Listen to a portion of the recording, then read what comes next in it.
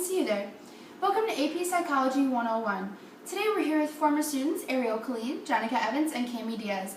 Let's see what advice they have for us. Start off with some do's and don'ts to help you be successful in AP Psychology. Do pay attention in class. Don't play Flappy Bird, Candy Crush, 2048, or other games.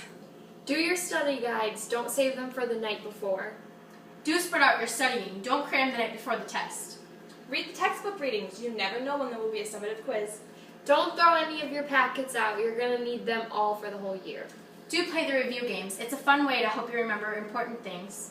Don't pick a seat where you know you will be distracted. Hey, what's up? Finally done studying those confusing pairs. Oh, yeah, those are so hard. I know. Now let's look at some confusing pairs that you don't want to mix up.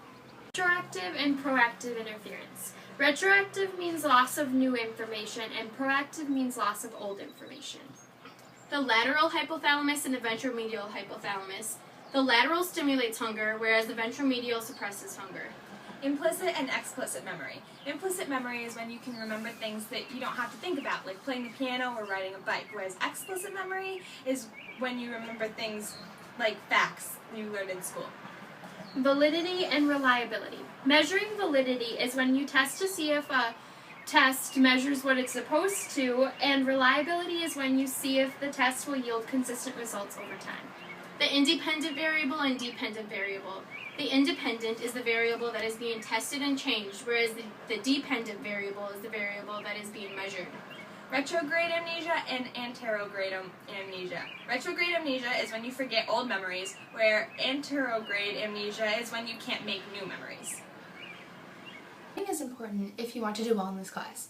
Here are some tips and aids for remembering along the way.